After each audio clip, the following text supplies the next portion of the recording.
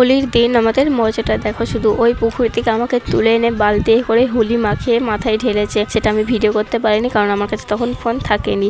তো সেটা ঢালার পরে এখানে কাকিমারে এসে আবারও আমাকে হোলি মাখানোর জন্য সবাই নিয়ে বসে আছে আবির নিয়ে। এখানে নাচ করছে, আমি আর সবাই আছে। তো আমাদের বক্স ভাড়া হয়নি, ছোটখাটো বক্স, সেটা নিয়ে করছিলাম। আর এই যে বোন দেখো ওই পুকুরেই গেছে স্নান করার জন্য, ওকেও মাখিয়েছে দমকা হোলি আবির দুটোই। তো আমি ওই পুকুরেই ছিলাম, মাখানোর আগে আমি ঝাঁপ দিয়ে দিয়েছিলাম পুকুরে। তো সেখান থেকে তুলে এনে আমাকে আবির মাখিয়েছে। এইখানে কাকা আর পিসিরা ছিল, পিসিরা কাকাকে জোর করে হোলি মাখাচ্ছে। দেখো কাকা এবছর মাখবে না বলে ঠিক করেছিল, সেই জন্য সে ঘরের ভিতরেই ছিল। তো যা বাইরে এসছে তারপরে পিসিআরে সবাই মিলে কাকাকে রং মাখানোর জন্য লেগে পড়েছে। তারপরে কাকা যাচ্ছে তার জেঠিমাকে রং মাখানোর জন্য।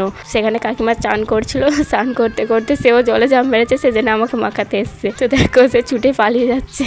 তার গাল ফুলেছিল, সেই জন্য সে রং মাখেনি। কাকাকে বললো আমার গালে কিছু হয়েছে একটা, তো সেই জন্য কাকা রং মাখায়নি। তারপর আমার মাখায় যাচ্ছে। এখানে রং মাখাতে একটা পিসি চলে গেছে, কাকিমা যাচ্ছিল, কাকিমা যেতে যেতে দাঁড়িয়ে পড়েছে আর যায়নি। কাকাও চলে গেছিলো। আর বোন হাঁড়িতে জল নিয়ে গেছে ঢালার জন্য, যেহেতু মা রং খেলেনি এবছর, সেই জন্য সে জলও নিল না আর আবিরটা যা হোক মা করে মাখিছে।